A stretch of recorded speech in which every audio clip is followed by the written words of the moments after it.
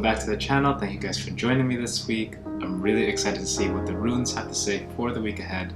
And of course, before we get into it, a little bit about the astrological weather that we have upcoming. We are heading towards a new moon very soon. That should be within the next week and a half, I'd say.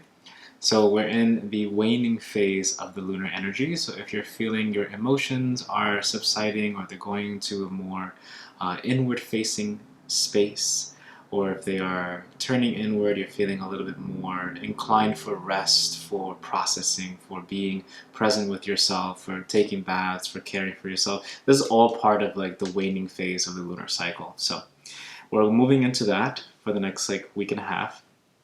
We also have, very interestingly, well, I shouldn't say interestingly, because well, it's interesting to me. But it's very interestingly, it's no, the planets move according to very specific physical laws. So we know where they're gonna be for the next 100 years or so. But regardless, Jupiter is going to be moving into Aries on Tuesday. So this coming Tuesday, it's going to be a very powerful transition of Jupiter's energy into a space of great excitement, of movement forward, of this. It's very excitable energy because Aries is ruled, of course, by Mars. It's the cardinal fire sign, so it's an energy that is pushing forward, moving quick, moving fast. So we can see the areas of Jupiter's influence, which usually is around our spiritual life, our interpersonal life, where the generosity that we have not only to ourselves but to others as well, is going to be influenced by the energy of Aries. So for those of you who have Aries placements in your big three, so that's your sun, your moon, or your rising, it's going to be a beautiful time for you guys while Jupiter is in this transit, because it's going to bring a lot of abundance, wealth, and happiness into the smaller things in life. I don't see it being something like huge opportunities, even though I feel like there are a lot of opportunities coming. But the main messages that I'm hearing for those of you who have Aries in your big three, that it's being cognizant of the ways in which the source or the universe, or however you want to perceive this reality, is beneficial to you, the way that they bless you in the small ways, right? So for the rest of us who don't have Aries in major placements, it's just going to be a very quickening energy. We're going to feel more excitable, more gregarious, more generous with our time, our energy, our resources, perhaps more generous with our emotional bodies as well. So I'm being called to share with you guys just to be conscious of how much energy that you're spending, because I think during this transit we may fall into some patterns where we say yes to a lot of things, which is not always a bad thing. But if you already are running low, or you're burning out, or there's a lot of energy that you're already using in so many different avenues of your life, saying yes to a lot of opportunities can sometimes be overwhelming and to lead to burnout. So during this transit of Jupiter, it's about being cognizant of our boundaries as we feel that gregarious flow, right? As we feel that energy to be more generous. Okay, so for the runes, let's see. Lilies are an important symbol for someone out here watching.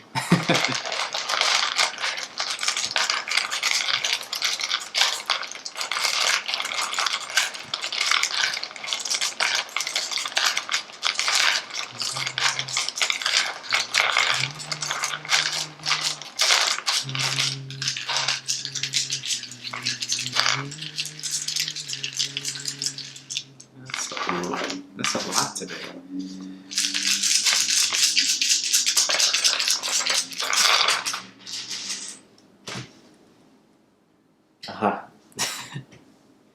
Whoa, that's so interesting. So I actually pulled a lot of runes today. I had a lot of runes in my hands. I was preparing to shuffle them. And I thought it was interesting because I felt, statistically speaking, you have more runes in your hands, you're more likely to get more runes on the table. But it seems like the stats have been skewed to a different direction, because we have about 1, 2, 3, 4, 5, 6, 7, 8, 9. We have about 9 runes, and only 1 out of the 9 is faced up. So to me, that's pretty significant. I would say for those of you who connect to the number 9, or who do numerology, 9 is going to be an important time or an important number to keep a lookout for this week ahead. 9, numerologically speaking, and from what I know of numerology, of course, I'm not a numerologist, so for those of you who are, please feel free to comment below how you interpret number 9. I think that would be really helpful for the community at large. But seeing number 9 and how I interpret it, it's connected to great change, transition, being very close to completion. Oftentimes we see the 9 in the tarot, as for example the 9 of Wands, or the 9 of Cups, or the 9 of Pentacles, right? These are all spaces of, or all cards of satisfaction, of getting to a space where you are near fullness in what you're doing. So it's nearing completion. So this week we may be close to completing a project, close to completing an end of a cycle is what I hear. And that end of a cycle could be in any regard. It could be emotional, it could be spiritual, it could be physical. So for example, some of us may have just recently moved, and this week could be a week of closure, a week of really letting go of that past apartment or that past space, living space that you were in, and really truly feeling settled into the space that you're in currently. In the emotional side of things, it could be finally recognizing this week a pattern that you've had that you may have overlooked over the past couple months or years, and suddenly it just clicks and you're like, whoa, wait, hold on, I've done this specific thing constantly. For example, I may have functioned off of abandonment or fear that someone's going to leave me, and that doesn't make sense anymore, right? Nothing ever leaves us, right? They remain in us, whether in our memory or in our physical reality, but these energies are always with us, right? And so it could be a major shift or a nearing completion in a very important phase of your life this week. For those of you who study, or who are in college or in university or in academia generally, this is the time of finals, so this kind of makes sense, right? We're in a time period of we're just about to complete our tests, just about to complete our exams, just about to complete our studies or our projects. So I wish you guys the best of luck. I know it's not easy. I do hope that you find time and space for yourself to relax a bit. So number 9 for me represents that. Also in Nordic traditions, from what I remember, there are the 9 worlds, or the 9 realms, that are connected by Yggdrasil, or the holy tree, which is basically the axis of the universe, the axis mundi, as we would say in Latin. So it's this, the tree is our connection to all things, right?